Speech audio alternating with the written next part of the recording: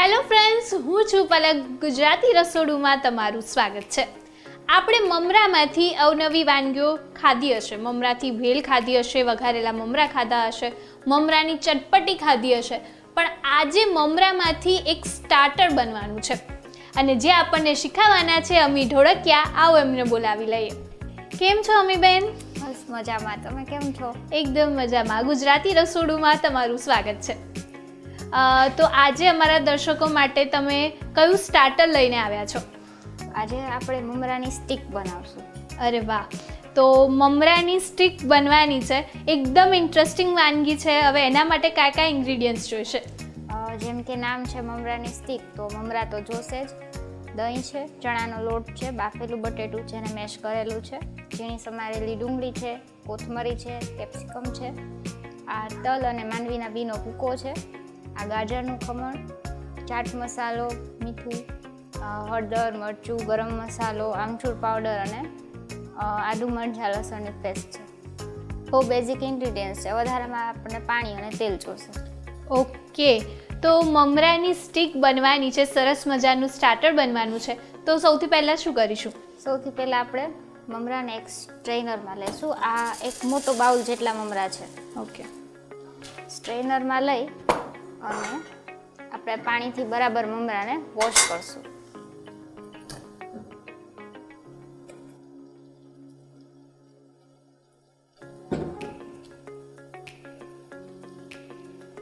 પાણી બધું નિતારી લઈશું બરાબર. હવે જે આપણા વોશ કરેલા મમરા છે એને એક બાઉલમાં ટ્રાન્સફર કરશું.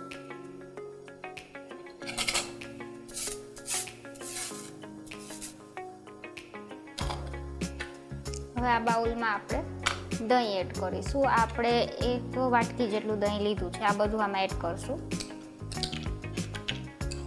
મોળું દહીં લેવાનું છે, ખાટું દહીં લેવાનું છે? જેવું તમને ઠીક લાગે એવું. મોળું ખાટું આમાં કોઈ ઇમ્પોર્ટન્સ નથી. ઓકે. હવે આને આની હારે મિક્સ કરશું.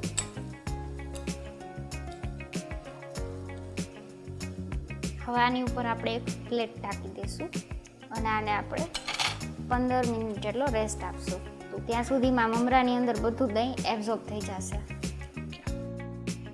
હવે તમે જોઈ શકો છો કે આ દહીં અને મમરા એકબીજા હારે એકદમ મિક્સ થઈ ગયા છે. તો હવે આને થોડા મેશ કરશું.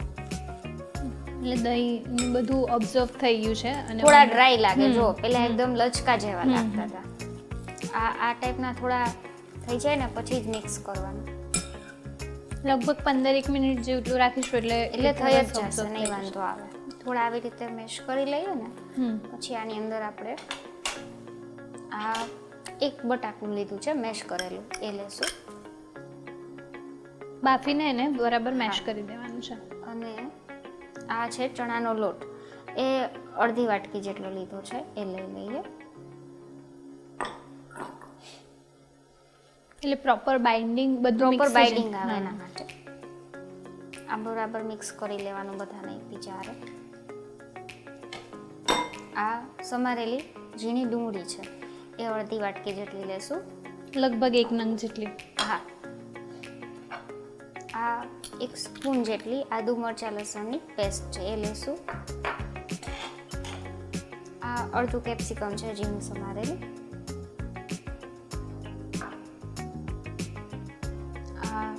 શિંગદાણા અને તલને સાથે ક્રશ કરી લીધા છે, એ અડધી વાટકી જેટલા લેશું. આ નાખવાથી છે ને એકદમ સરસ નટી ટેસ્ટ આવશે. એટલે શેકીને ક્રશ કરવાના છે કે કાચા જ? કાચા જ. ઓકે. આ અડધા ગાજરનું ખમણ છે, એ એડ કરશું. આ બધાને પહેલાં મિક્સ કરી લઈએ થોડું. જોઈ શકાય છે કે બરાબર બાઇન્ડિંગ આવી ગયું છે.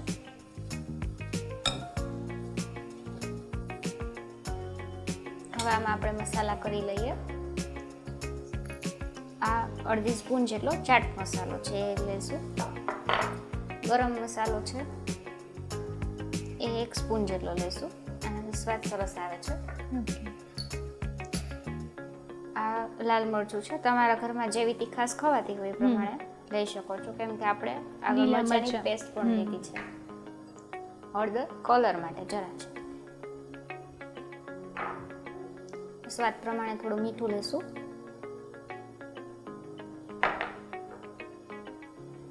અને આ છે આમચૂર પાવડર. તમારી પાસે આમચૂર પાવડર ન હોય તો તમે લીંબુ પણ લઈ શકો છો.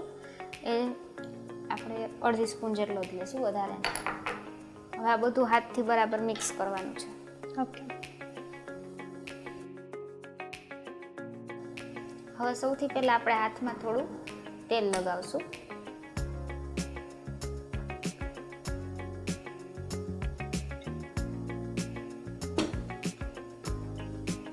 એટલે શું છે કે આ મિશ્રણ હાથમાં ચોટે નહીં ને બરાબર શેપ આવે. તેલ ગરમ કરી દેવું છે સાઈડમાં? હા, તેલ ગરમ કરી આપણે. આવી રીતે આટલું મિશ્રણ લેવાનું અને આને આપણે સ્ટીક જેવો શેપ આપશું.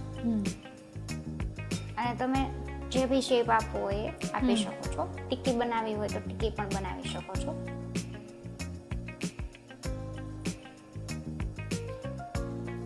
એટલે મમરામાંથી આપણે ભેળ ખાતા હોઈએ છીએ, અલગ અલગ બીજું મમરામાંથી ઘણું બધું બનતું હોય છે. આપણે ઉત્તરાયણ હોય તો મમરાના લાડુ ખાઈએ, પણ આ મમરાનું એક અલગ જ વર્ઝન છે. આમાં તમારે એડ કરવું હોય તો તમે સ્વીટકોર્ન પણ એડ કરી શકો, પનીરનું છીણ એડ કરી શકો, તમારી ઈચ્છાની વાત છે. ગમતા બધા વેજીટેબલ્સ આપણે વધારે વેજીટેબલ્સ લઈ શકીએ. પણ મિશ્રણની જે થિકનેસ છે આટલી જ રાખવાની, આનાથી ઢીલું ના થવું ઢીલું જોઈએ, નહીં તો તળવામાં shape નહીં આવે. અને પછી તળવામાં પણ છૂટું થઈ જાય જો ઢીલું હોય તો.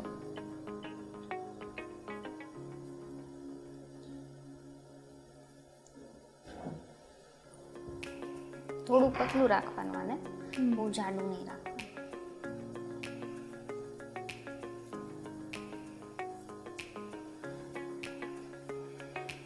તેલ આવે ને એટલે હું એક પહેલા નાનું મૂકીને ચેક કરી લઉં કે છૂટું નથી પડતું ને. હા. બરાબર, આટલા વાળી.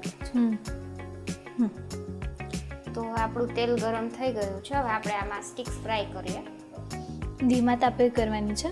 ના, ફાસ્ટ ફ્લેમમાં રાખવાની, અધરવાઇઝ તેલ પીવાઈ જશે. ઓકે.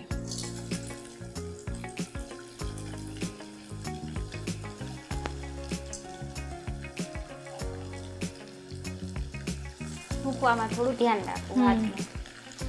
બધું કૂક જ છે કારણ કે બટાકા પણ બાફેલા છે, ચણાનો લોટ તો સરસ આની જોડે તળાઈ જશે ફટાફટ, એટલે ફાસ્ટ ફ્લેમમાં પણ વાંધો નહીં આવે.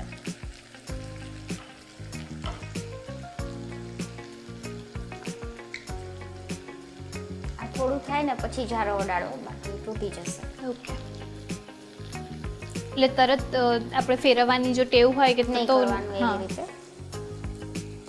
આ જે બજારમાં આપણે પોટેટો વેજીસ મળતા હોય છે, હવે તો મોટા મોટા પેકેટમાં આપણે ફ્રોઝન બી મળતા હોય છે જે ડાયરેક્ટ ડીપ ફ્રાય કર એવું બધું મળતું, એના કરતાં પણ આવું જો કંઈક અલગ ઓપ્શન છે ખાવા માટે. મમરા તો બધાના ઘરમાં હોય જ. અને આપણે થોડી ગોલ્ડન તળશું.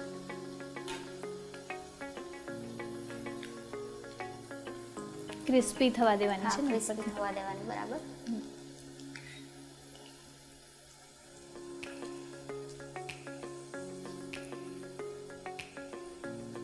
હવે આપણી તળાવા આવી છે.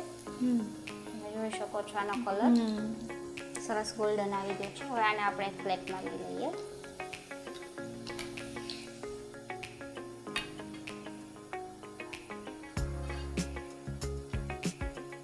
ટિશ્યુ પેપર ઉપર લઈ લઈએ એટલે એક્સ્ટ્રા ઓઇલ એબ્ઝોર્બ થઈ જાય.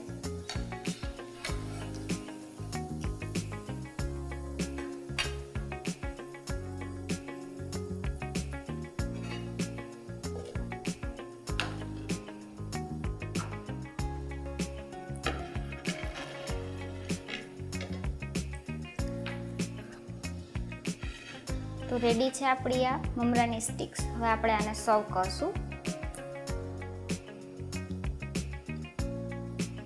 એટલે હવે કોઈ પણ ઇવેન્ટ હોય ઘરમાં, નાનું એવું કોઈ મહેમાન આવવાનું હોય કે નાનું એવું કોઈ પ્રસંગ હોય તો આપણે સરસ એવું આ નવું સ્ટાર્ટર સર્વ કરી શકીએ. અલગ જ સ્ટાર્ટર. એની ઉપર થોડી આપણે કોરિએન્ડર સ્પ્રિંકલ કરશું, just four decoration. Avoid it.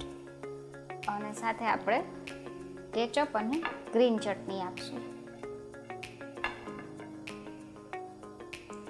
તો રેડી છે આપણી મમરાની સ્ટિક્સ.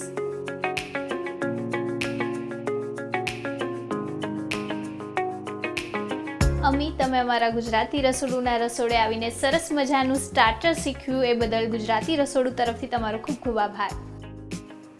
જો તમે તમારી રેસિપી અમારા ગુજરાતી રસોડુના રસોડે બનાવવા ઈચ્છો છો તો અત્યારે જ તમારી રેસિપી અને તેના ફોટા અમને અમારા WhatsApp નંબર 8238234001 પર મોકલી આપો અથવા તમે તમારી રેસિપી અમને ઈમેલ પણ કરી શકો છો.